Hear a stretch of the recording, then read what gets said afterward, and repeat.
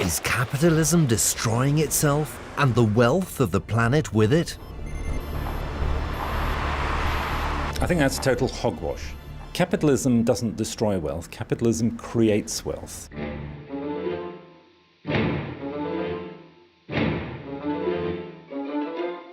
Today, Karl Marx and the idea of communism are back in vogue. The original revolutionary socialist has become a cultural icon. Marx' Kapitalband 1 auf die Bühne zu bringen, ist eine völlig verrückte Idee. Der Erfolg dieses Stücks ist sehr erstaunlich. Für mich völlig unerwartet. Der Reichtum der Gesellschaften, in welchen kapitalistische Produktionsweise herrscht, erscheint als eine ungeheure Warensammlung. Marx, il peut nous donner beaucoup d'aide. But can Marx's critique of capitalism really help us through our crisis-ridden times? The question from Marx, which might be slightly different for us now, is what comes after that critique.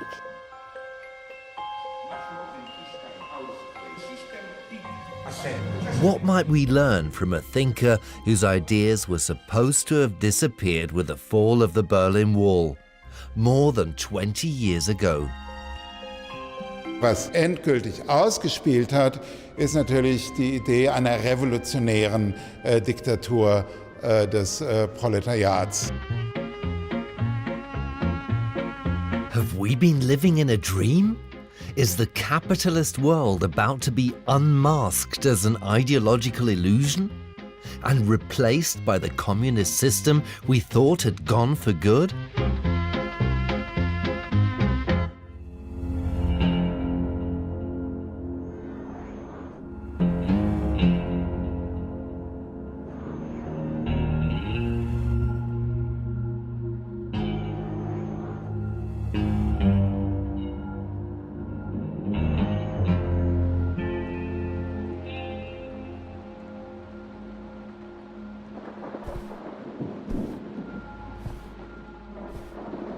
At last, Comrade Marx. Have we met? Let's just say we are theoretically acquainted.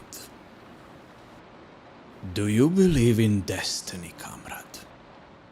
No. Why not? Because the emancipation of the proletariat requires the critique of bourgeois ideology. Oh, I know exactly what you mean. Do you want to know the truth, comrade? You're slave to a liberal ideology that goes deeper than you can possibly imagine. Ideology is everywhere.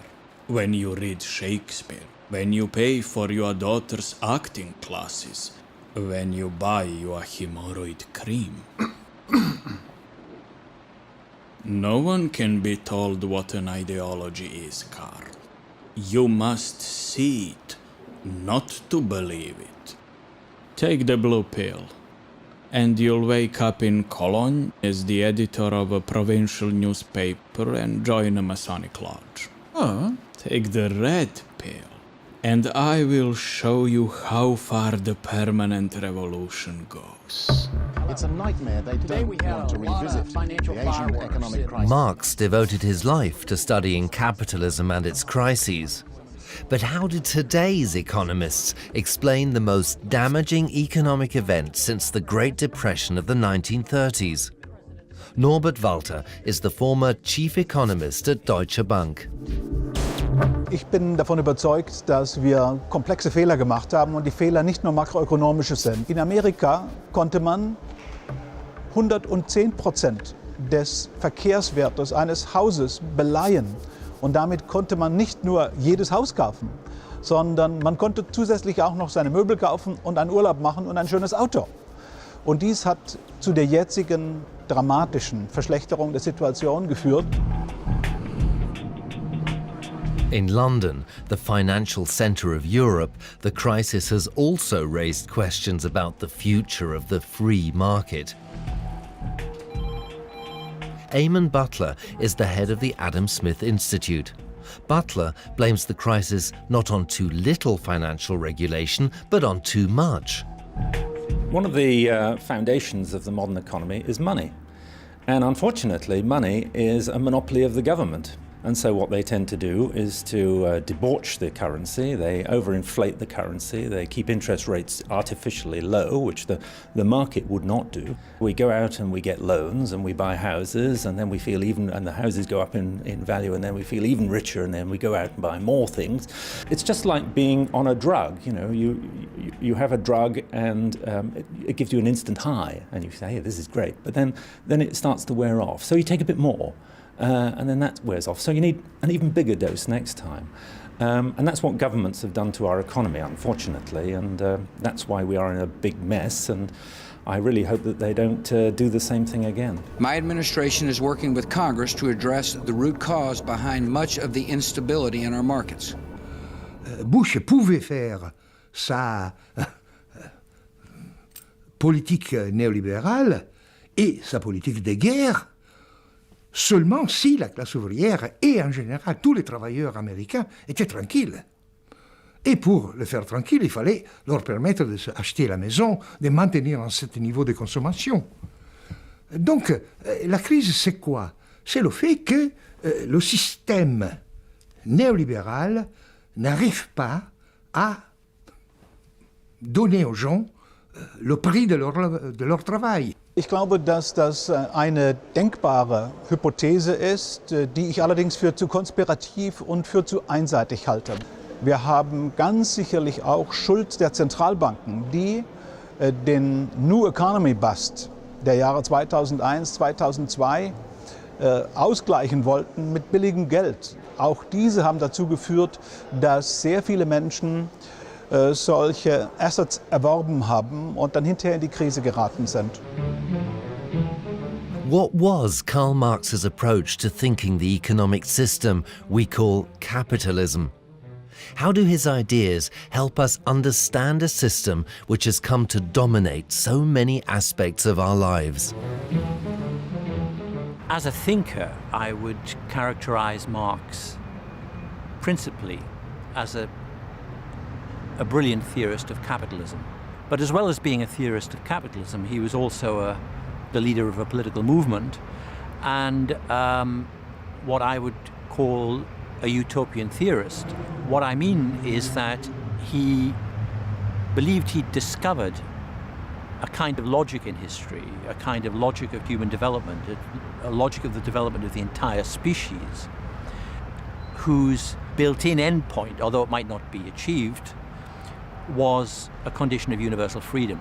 There's a beautiful phrase by, or expression by Ernst Bloch writing about Marx, where he says, well, Marx is often accused for having this uncompromising, brutalizing, kind of impersonal thinking.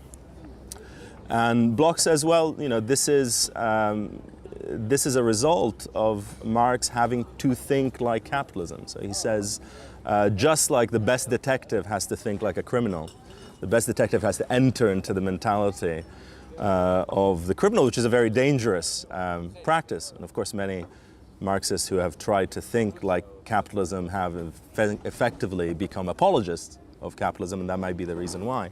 But that, in a sense, is, I think, a great way of understanding Marx's method and the energy and combativeness of his thought. What does it mean for a detective to think like a criminal?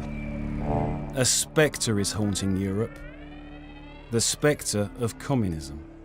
All the powers of old Europe have entered into a holy alliance to exorcise this spectre. Pope and Tsar, Metternich and Giesel, French radicals and German police spies. The Communist Manifesto is Marx's most famous political work. It seems light years away from our modern liberal concerns. The Communist Manifesto has always had really interestingly delayed effects in history. It's not a book, even though it's written with this tone of urgency because it's a manifesto, it's this kind of, breathless text in a way. Nevertheless, the kind of real effects of that weren't sort of seen for kind of, 50 or so years later. And I think, it goes through various reiterations, reappears and its relevance and different parts of it are stressed at different times. What is capitalism? Capitalism is an economic system driven by the profit motive. According to Marx, capitalism thrives on the exploitation of the working class. In order to make a profit, the capitalist pays his workers less than the true value of their labor time. For Marx, such exploitation was the main cause of social conflict, or class struggle, between capitalists determined to increase their profits and workers struggling to earn a living.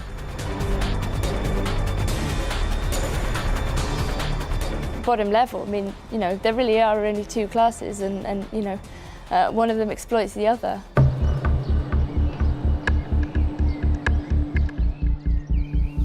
But do Marxist theories of exploitation and class struggle still hold true today? Or is the way in which capitalists make their profits changing? Slavoj Žižek is a Slovenian philosopher at the forefront of a popular revival in Marxist and communist thinking. It's obvious, and Marx already had an idea vague of it, that with knowledge emerging as a central factor of wealth production, this classical logic of exploitation no longer works. Vulgar example, Bill Gates owns what Marx calls part of our general intellect, the substance, our symbolic substance, means of communication, and it's as if in order for us to communicate among ourselves, we have to pay him a rent. So, and also this, I think, changes the very definition of what is proletariat today.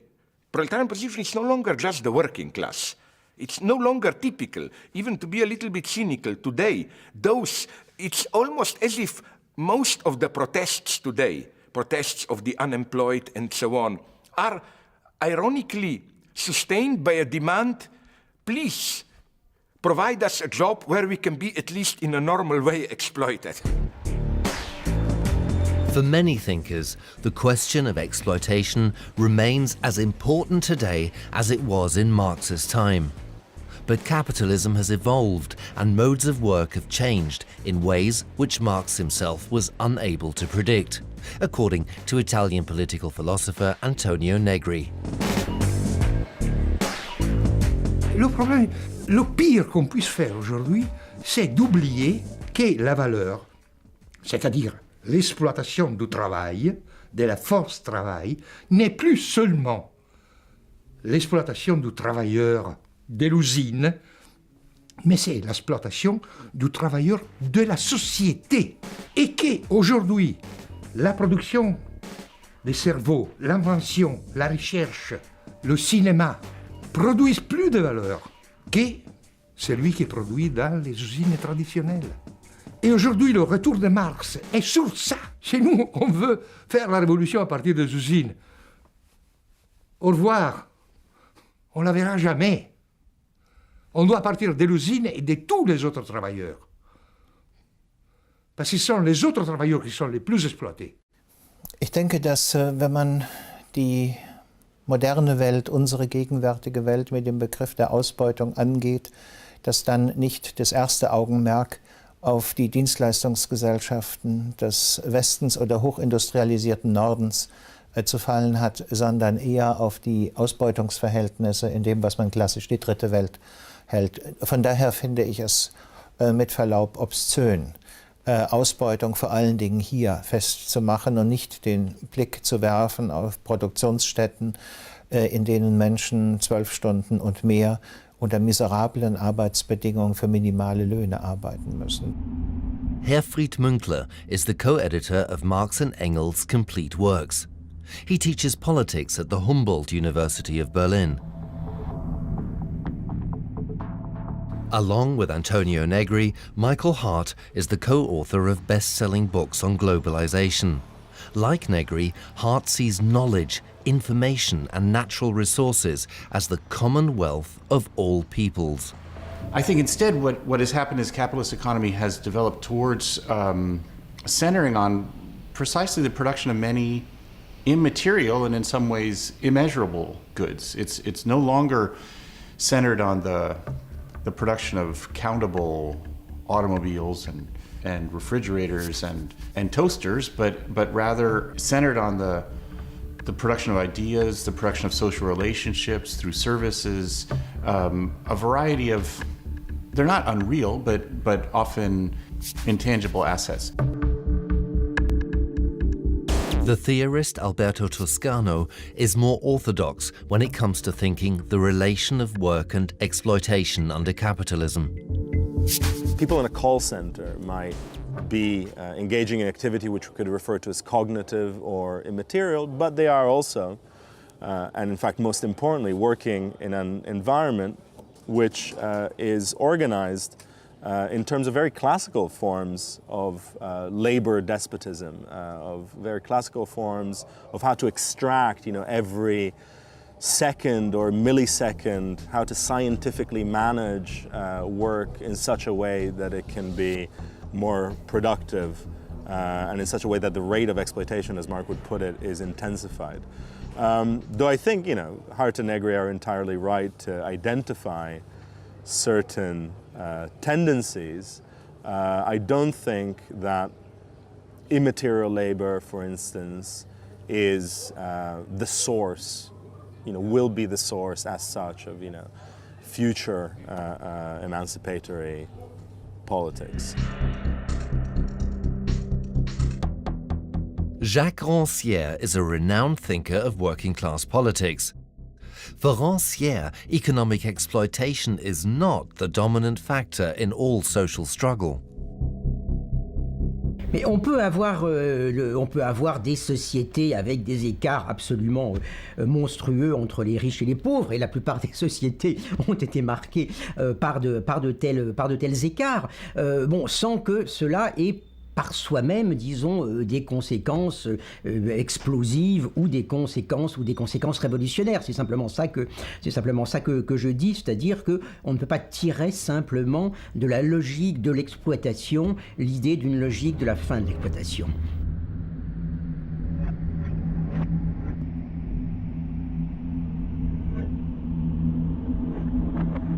For Marx, class struggle was part of everyday life. But the theory of exploitation was not Marx's sole contribution to understanding capitalism. In order to grasp capitalism's true power and persuasive hold over us, we must delve into the strange and mystical world of the commodity.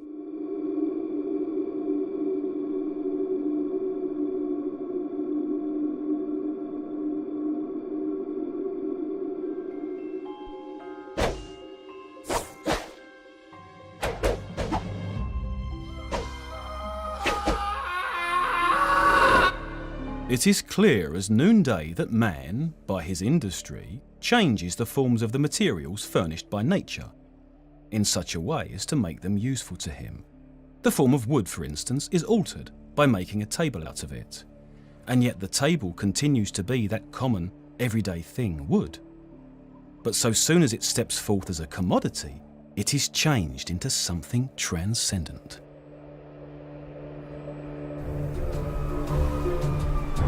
Capital, Marx's landmark study of political economy, begins with a chapter devoted to commodities and the fetishism of commodities. Today, we're used to hearing about sexual fetishes, but for Marx, the commodity fetish was something quite different. Norbert Bolz is a leading media theorist and the author of the Consumerist Manifesto. Ich selber halte die Theorie des Warenfetischs für die wichtigste Entdeckung von Marx und ironischerweise haben die meisten Freunde von Marx ja auch nur diese Kapitel gelesen, weil sie am Anfang des berühmten Buches Das Kapital stehen. Vielleicht sind sie aber auch tatsächlich die wertvollsten, weil sie ein Geheimnis enthüllen, das bis zum heutigen Tag eigentlich verständlich macht, warum der Kapitalismus so gut funktioniert.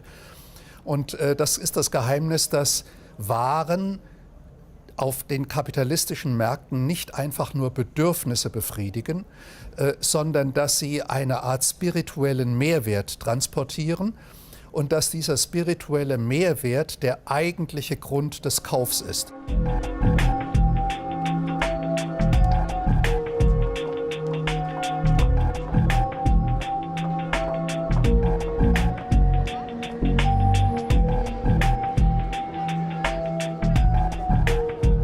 Peter Sloterdijk also sees ongoing relevance in Marx's theory of commodity fetishism in our modern consumer way of life.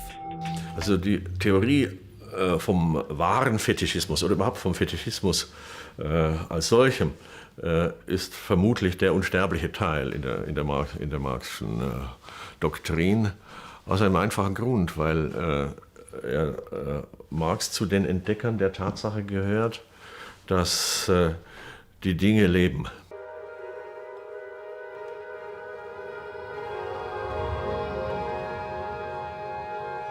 Die Textilindustrie ist einer der ältesten und nach Zahl der Beschäftigten und Umsatz einer der wichtigsten Wirtschaftszweige des produzierenden Gewerbes. Ein Rock ist einröhrig und umschließt von der Hüfte an abwärts beide Beine gleichzeitig, während die Hose für jedes Bein extra eine Röhre bildet. Anhand verschiedener anatomischer Untersuchungen von altsteinzeitlichen Fuß- und Beinskeletten entstand die Theorie, dass Menschen bereits vor 40.000 Jahren Schuhe kannten. Handtaschen waren im Mittelalter ein aus Leder am Gürtel befestigtes Accessoire für Männer. Später wechselte das modische Nutzobjekt zum weiblichen Utensil. Als Taschen mit Tragegriff viele Stoffe kommen aus den Niedrigpreisländern, unter anderem der Volksrepublik China, Indien, Südkorea und Taiwan. The theory of commodity fetishism describes how we accept value as a natural quality of things. But according to Marx, such belief is an illusion. Every commodity, like every value, must be produced. Even something as seemingly natural as water is commodified, purified, packaged, and transported to the customer, a process from which the capitalist duly extracts a profit. Value is in the eye of the beholder. Value doesn't exist in objects. What I would say is that commodity fetishism is only the capitalist version of a type of objectification which is humanly universal. Is this the real world? Or are we the victims of a marketplace that seduces us, mystifying our senses with its fantasy objects? For Marx, commodities exist not to satisfy our needs, nor because they are really useful to us, but simply to be bought and sold.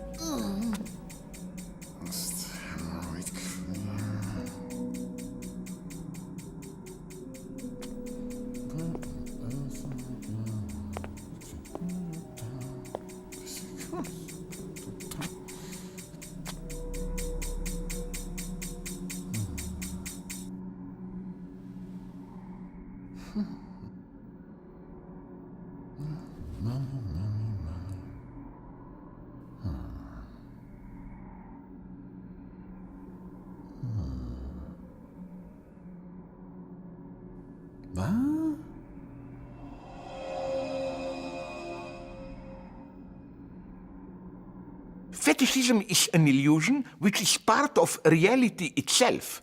You have this wonderful double reversal that things are the way they are. You may be conscious how things really are, but in your practice you follow an illusion of which you are not conscious. Well, I think our tendency to overinvest importance in particular objects is a matter of human psychology rather than of economics. It's the way we are, and we follow fashion, for example. So we look and see what are the great celebrities wearing or eating or driving, and we want one of those, and that's human nature. The economic system is morally neutral on this subject. It simply produces what people want.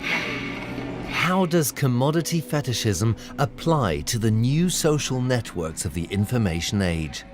Is it possible that the commodity extends from what we buy to the very core of who we are? The modern media, so to speak, colonize, partly create and partly colonize, partly mobilize collective fantasies. I think that sort of transcends anything which you find in Marx, because the technology and the level of development wasn't such that it permitted that kind of insight at that time.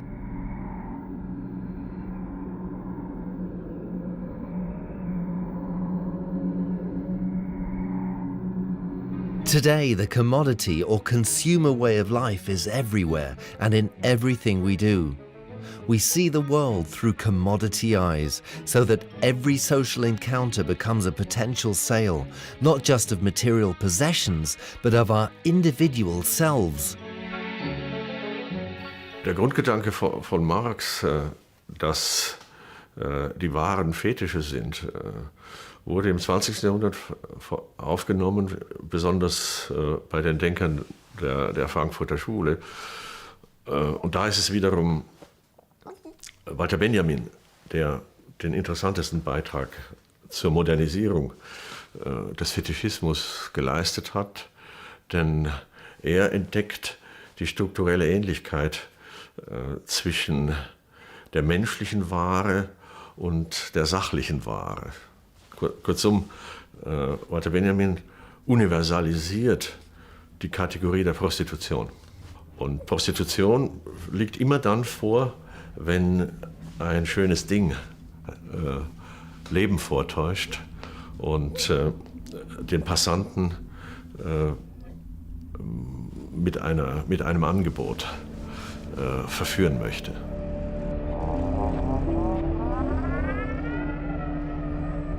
The whole mystery of commodities, all the magic and necromancy that surrounds the products of labour, as long as they take the form of commodities, vanishes therefore, so soon as we come to other forms of production.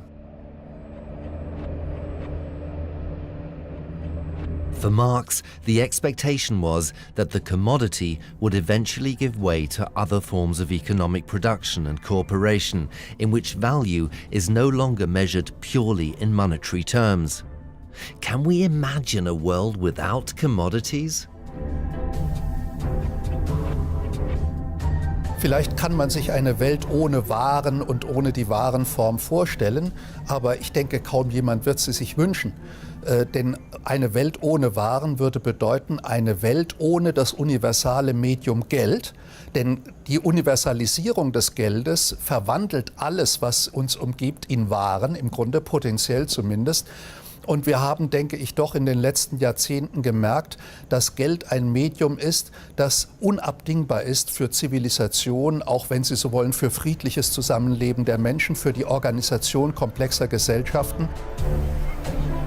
People are trying to think about, different ways of living sustainably, to try and create these kind of like homeostatic modes of existence where there is no waste, and maybe even live in a kind of collective way, or hint at a communal way of living. And I think people do feel a real kind of need sometimes, or a desire for that sort of, let's say, a simpler but kind of more creative and more interesting life, to have proper relations with people that aren't mediated through this kind of, commodity fetishism. Today, there is growing disquiet in Western societies on a range of social, economic and environmental questions. A new generation of Marx-inspired thinkers sees ecology as a decisive political issue. The management of the ecological common, of the air, the earth, the atmosphere by private property and even by states has led us to the brink of disaster. But similarly, I think in economic terms, we're ever more handicapped in our, even in economic functioning, by the rule of private property and even the mechanisms of accumulation through profit. Communism in the sense of we are dealing with a commons. Our earth as natural substance, somehow we have to manage it together. If you look at the common in communism, it gives you a very different view than we've inherited from either from Soviet ideology or from US anti-communist ideology.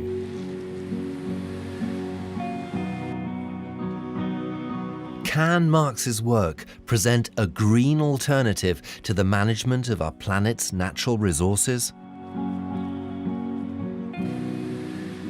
Also das Interessante an der Marxischen Theorie ist, dass er den Ausbeutungsbegriff irgendwann nicht mehr nur auf die menschliche Arbeitskraft, sondern auch auf die begrenzten Ressourcen der Natur angewandt hat. Dass also, wenn die Ausbeutung der Natur weitergeht, das auch eine Dimension von Naturzerstörung ist. Ich glaube nur, sozusagen der Gedanke des gemeinsamen Eigentums der Erde als Erde bedarf nicht zwingend einer kommunistischen Produktionsweise, in der jede Form des Eigentums abgeschafft ist, sondern es ist auch möglich, sich über die Grenzen der Ausbeutung der Natur unter den Bedingungen von Privateigentum zu verständigen.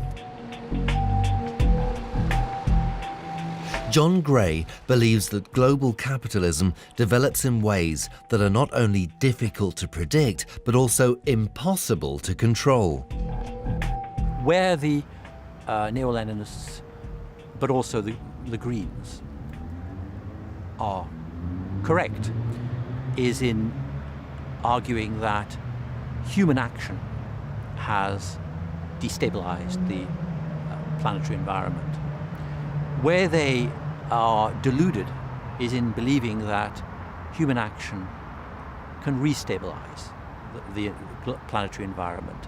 What, from the fact that humans have triggered this instability, it does not follow that humans can stop it, even if humans were capable of acting as a global collective, which they are not and will not be.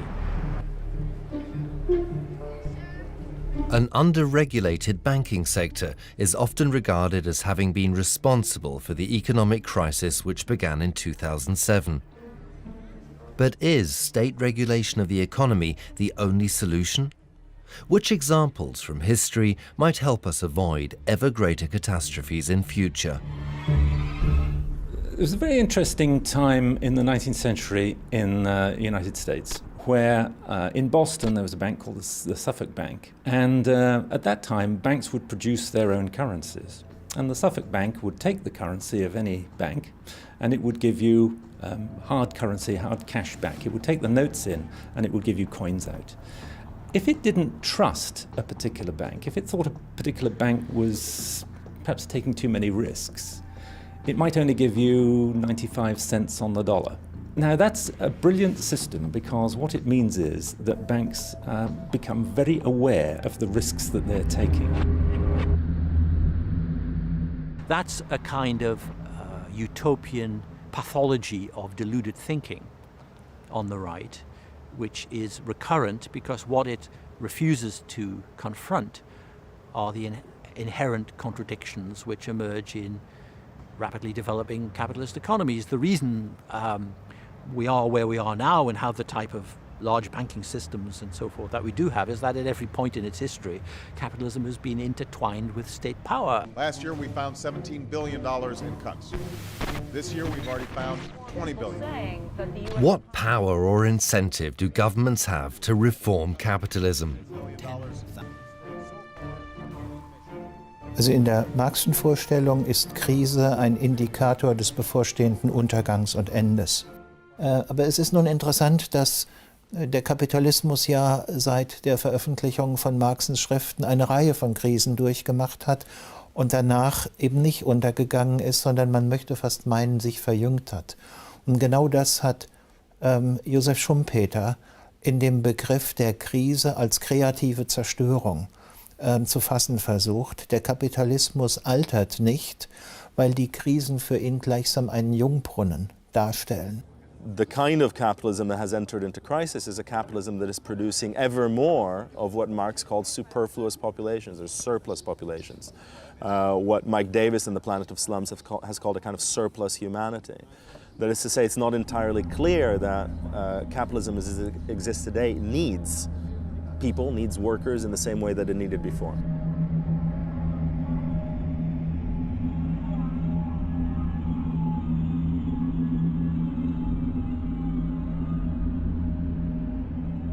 Capital functions through crises. So crisis doesn't mean the demise of capital. Capital functions by breaking down. It's a paradoxical way of working, but that's the way it works. And often what happens, this is of course one of the things that's happening as a result of the 2008 economic and financial crisis, is that crisis allows the possibility for new concentrations of capital, sometimes through privatization, sometimes simply through the concentration of wealth or power in fewer hands.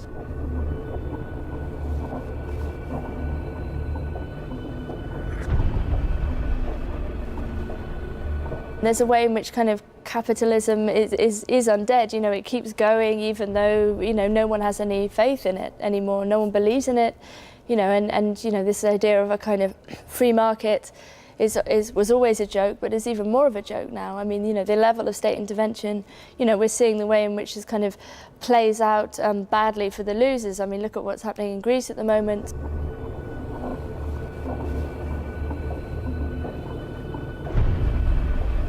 Notre problème, ce sont plutôt les messieurs du FMI, ce sont de la Banque mondiale et en général de Goldman Sachs et de tous ceux qui ont été aidés par les gouvernements à maintenir le pouvoir. If the state and the economy are so closely intertwined, and if capitalism needs crisis to function, then what sense is there in believing that another world is possible? Is there any way out of our crisis-ridden times? Le capital est toujours quelque chose dans lequel nous, on est. On est dedans. Il n'y a pas en dehors du capital. On est dans le capital et on doit lutter contre lui. Exactement de la même façon que les patrons luttent contre nous.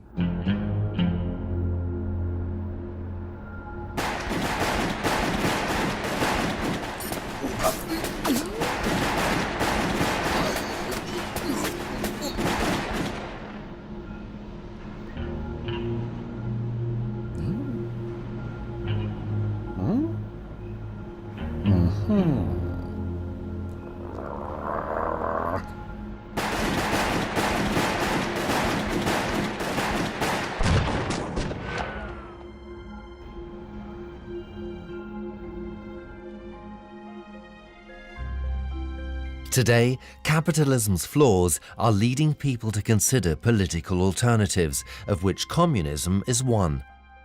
But given the communist disasters of the 20th century, how can we really take the idea of communism seriously? But the trickiest mode of the false fidelity to the 20th century communism is, I think, the rejection of all really existing socialisms on behalf of some authentic working class movement just around the corner waiting to explode.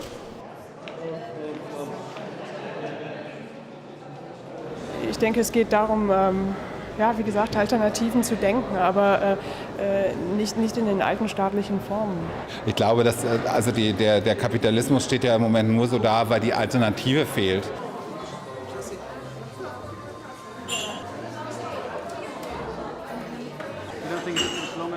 20th century, not only in its totalitarian aspect, communism as we knew it, but that's important to add. Now I will get less and less popular. Everyone would agree with this. Then I add to it also social democratic welfare state.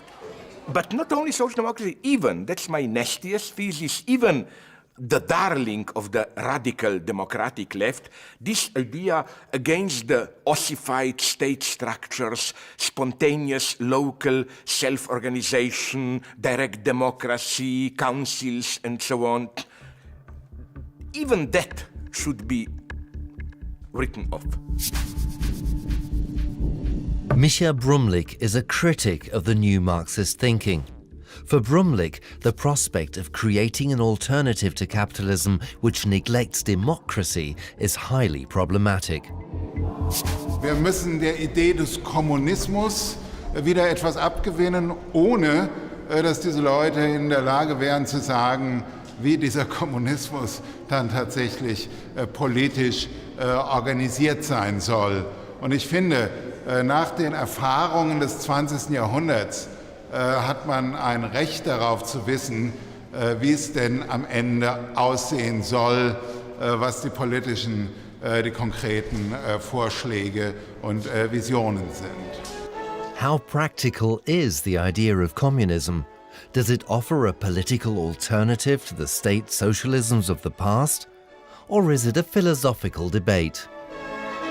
I do think it's important to struggle over the term, because the terms have such a history of hope and suffering that are attached to them. What's meant by communism in common language? It's meant the exact opposite of what I mean by it. It's meant absolute state control of the economy and society, which seems to be counter to everything Marx said about it too.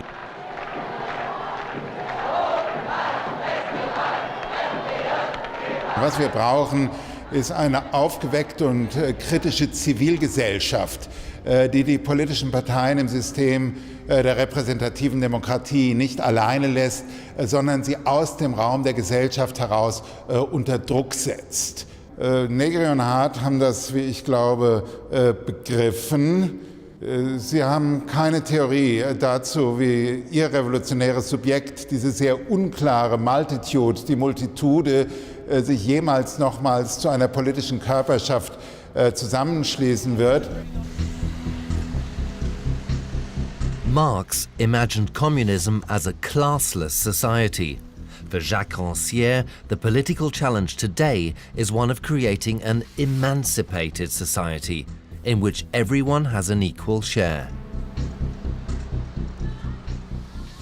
C'est ça que j'ai trouvé important dans l'idée d'émancipation, c'est l'idée d'une sorte de, d'action qui est toujours au présent. La logique marxiste est une logique qui est fondée effectivement fondamentalement sur la préparation d'un futur, quoi. Alors que je crois que l'idée d'émancipation est vraiment liée à une sorte d'apparition déjà maintenant, si vous voulez, de ceux qu'on appelle des sans-parts, de ceux qui sont sans-parts et qui s'imposent comme des acteurs sur la scène publique, comme capables aussi bien de penser que d'intervenir politiquement, que aussi de prouver leur capacité à organiser la production. Ce qu'on a dit qui est le communisme en Russie n'a jamais été le communisme. C'était le socialisme et même les Russes soviétiques ont toujours dit on est dans le socialisme. Et le socialisme, c'est une forme de gestion du capital. Exactement comme le libéralisme est une forme de gestion du capital.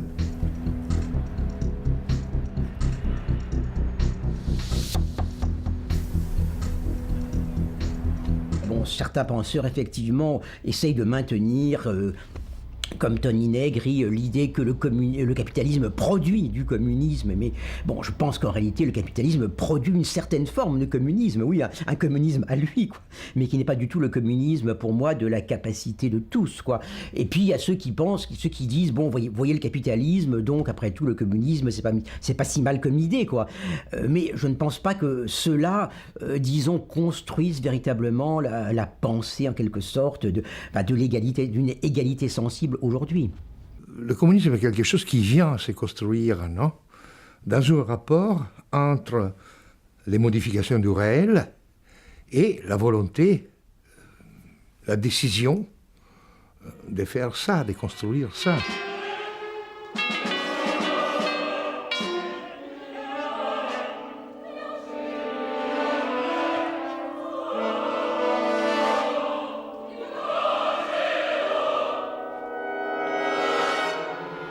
a communist society would be a society where everyone would be allowed to dwell in his or her own stupidity. You know who gave me this idea? Even Fred Jameson, who said, what if you imagine communism not as a perfectly normal society, but like a crazy society that you find like in some Bruegel's painting, Proverbs. You know, a madman here, there is a man who thinks he is a chicken and gaga walks like this. There is a man who thinks he is Napoleon walks. You know, all these madmen politely exist. Wouldn't this be nice? Is the idea of communism a fantasy? Is communism only realizable in our imagination? It can't be some kind of utopian fantasy about what comes after the apocalypse. You know, people are thinking all the time about this kind of the end of the world, and this kind of, you know, somehow it's supposed to be easier to imagine the end of the world than the end of capitalism. The end point is knowledge. Things are getting so rational because, you know, there is the paradox of knowledge. Everybody knows, or of intellectual properties, that with ordinary material property, we have a competition, because if we have here a nice steak, if I eat it, then you don't eat it. No, you know what I mean? Like, through use, it gets used. With knowledge, it's the opposite. If I know something and tell it to you, knowledge not only doesn't get used in the sense of less functional, true, but it even gets rich. Knowledge as commodity is effectively an anti-capitalist commodity.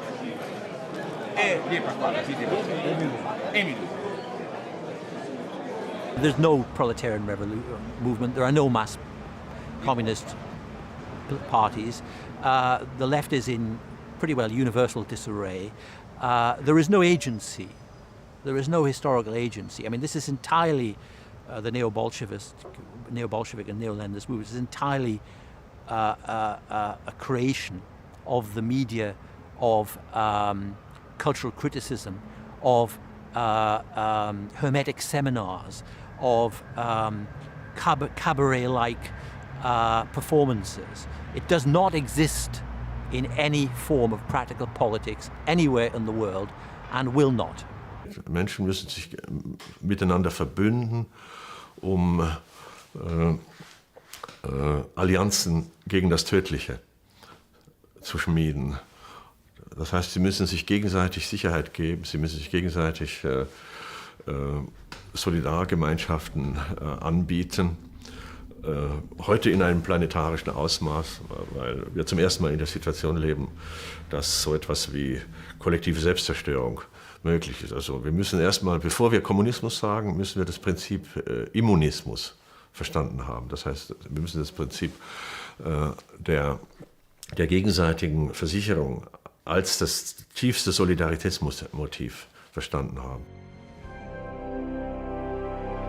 Today, perhaps the attraction of Marx's ideas can be explained by our desire for clear alternatives in a world where few exist. A simple choice between a blue or a red pill. The blue pill for the cozy retreat into our consumer fantasies, or the red pill which finally reveals the truth.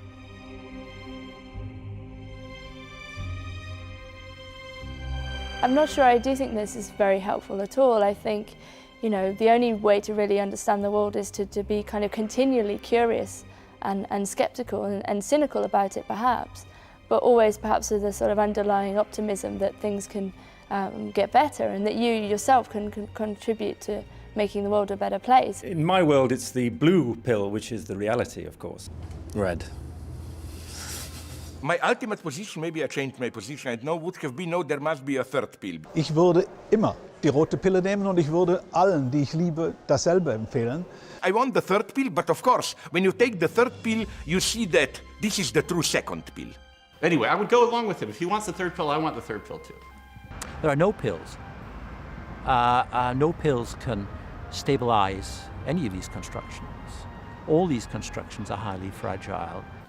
Es ist keine Frage der Wahl, wir haben die Wahl schon lange hinter uns und wir sind bereits durch beide Pillen vergiftet. C'est le moment, non? Pas de lire le vieux manifeste de Marx, mais d'en écrire un autre.